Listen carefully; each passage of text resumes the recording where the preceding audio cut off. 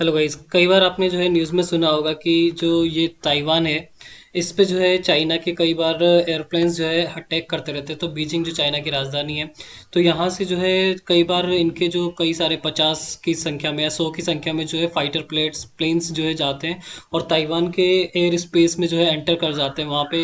हालांकि ऐसी कोई खास बमबारी की तो रिपोर्ट सामने नहीं आती, लेकिन कई बार उसको डराने के लिए जो है ताइवान में घुस जाते हैं।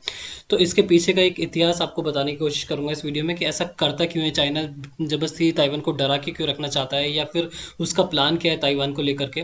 अल्टीमेट प्लान तो वही है कि ताइवान को जो है वो अपने अंदर मिला लेना चाहता है वन चाइना पॉलिसी के थ्रू, क्योंकि चाइना जो है वन पॉलिसी के थ्रू जो है हांगकांग को क्लेम करता है, ताइवान को क्लेम करता है। इंडिया में भी कई सारे इलाके हैं जहाँ पे वो क्लेम करता रहता है, लाइक अरुणाचल प्रदेश पे भी वो कई बार क्लेम करता है। यहाँ के कुछ रीजन से वहाँ पे वो क्लेम करता रहता है। तिब्बत को तो उसने पहले ही लूट लिया है। तो ये सब बातों को थोड़ा सा डिस्कस करेंगे, लेकिन ताइवान के ऊपर जो है इस टॉपिक में इस वीडियो में मेनली फोकस करने वाले हैं। तो देखिए, जो ये इशू है उसकी थोड़ी सी लिंक जो है पुरानी हिस्ट्री के साथ आपको देखने को मिलेंगे और समझ पाएंगे कि चाइना ऐसा करता क्यों है। तो ये जो चाइना है उसको कई बार सीनो के नाम से भी जाता है, साइनो या सीनो करके बोला जाता है। तो साइनो जैपनीज वॉर हुई थी पहले, काफ़ी 1900 से भी थोड़े से कुछ 2-4 साल पहले। तो वो एक साइनो जापान जैपनीज वॉर में क्या हुआ कि यहाँ का जो राजा हुआ करते थे किंग के नाम से होता था, की QING करके। तो वो डायनेस्टी का यहाँ पे जो है रूल चलता था चाइना के अंदर। तो वो डायनेस्टी का जो राजा था वो जापान से हार गया, और उस हार की वजह से जो है उसने कई सारे इलाकों पे कब्जा कर लिया, लाइक ये जो नॉर्थ कोरिया और साउथ कोरिया के इलाके वहाँ भी उसने कब्जा किया, और ये इलाके में भी कुछ कुछ उसने जो है कब्जा किया। और मेनली जो है ताइवान वगैरह जो ये आइलैंड है वहाँ पे उनको भी कब्जा कर लिया।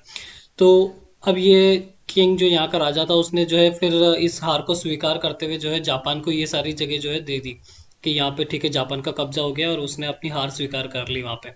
अब हुआ क्या कि जब सेकंड वर्ल्ड वार हुआ, जब जापान के ऊपर दो शहर है हिरोशिमा और नागासाकी, वहाँ पे जो है अमेरिका ने न्यूक्लियर बॉम्ब गिरा दिए। तो उसके बाद जापान ने जो है सेकंड वर्ल्ड वॉर में अपनी हार को स्वीकार कर लिया। अब जब जापान हार गया तो ये जो एरियाज थे वो अपने आप में जो है थोड़े से स्वतंत्र हो गए अपने आप से, क्योंकि यहाँ पे जो जापान का रूल हुआ करता था वो रूल जो है अपने आप चला गया। लेकिन ये नॉर्थ कोरिया और साउथ कोरिया भी जो पहले चाइना के ही पार्ट हुआ करते थे वो तो अभी भी आज एक नए देश बन के खड़े हुए हैं। लाइक साउथ कोरिया तो अच्छा डेमोक्रेटिक कंट्री है, लेकिन नॉर्थ कोरिया तो एकदम एकदम मतलब तानाशाह वाला कंट्री है, जहाँ पे तानाशाह आपको पता है कि वो एक तानाशाह है, आपको नाम भी उसका पता ही होगा। तो यहाँ पे जो ताइवान है उसमें और चाइना में अब ये थोड़ा सा कॉन्फ्लिक्ट चल रहा है कि ताइवान बोलता है कि मैं जो है चाइना को पूरा कंट्रोल करना चाहता हूँ। एक तरह से वो ये कहता है कि चाइना हमारा है, और चाइना कहता है कि ये जो है ताइवान हमारा है। तो दोनों इस तरह से लड़ रहे हैं। चाइना तो अपने वन चाइना पॉलिसी के हिसाब से बोल रहा है कि ये तो मेरा है ही, क्योंकि उस टाइम जब जापान ने इसको जीत लिया था। अब जापान जब हार गया है उस सेकंड वर्ल्ड वॉर के बाद से, तब से मेरा हो जाना चाहिए। अब यहाँ पे तो क्या है कि डेमोक्रेसी है, और यहाँ पे कम्युनिस्ट पार्टीज का बोलबाला जो शी जिनपिंग की पार्टी है। तो यहाँ तो कोई डेमोक्रेसी है नहीं, सिर्फ सरकार की चलती है। जो सरकार ने बोल दिया वो पब्लिक को यहाँ पे मानना पड़ता है, जबकि ये एक ताइवान जो है डेमोक्रेटिक कंट्री है, लोकतांत्रिक सरकार है। सरकार को जो है जनता चुनती है। तो थोड़ा सा जो है इस ताइवान के फेवर में कुछ अच्छे कंट्रीज रहते हैं, जैसे यूरोपियन कंट्रीज हो गए, इसके अलावा अमेरिका हो गया। तो इस तरह के जो डेमोक्रेटिक कंट्रीज है वो ताइवान के फेवर में रहते हैं जनरली। और ताइवान जो है कई सारे इलेक्ट्रॉनिक आइटम्स को प्रोड्यूस करता है, काफ़ी अच्छा नेशन है। ताइवान में आपको पता होगा कि कई सारे इलेक्ट्रॉनिक आइटम्स ताइवान के अंदर बनते हैं। चाइना भी खैर इलेक्ट्रॉनिक आइटम्स में काफ़ी अच्छा है, लेकिन इनका लड़ाई का जो मेन रीज़न है वो इसके पिछले इतिहास के साथ ही जुड़ा हुआ है।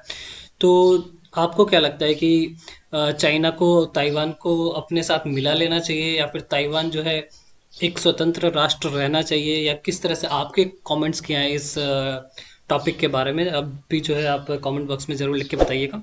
तो इस तरह के जो है हम पॉलिटिकल व्यूज़ से रिलेटेड, देश विदेश से जुड़े पॉलिटिकल व्यूज़ से रिलेटेड वीडियोस अपन इस चैनल पे लाते रहते हैं।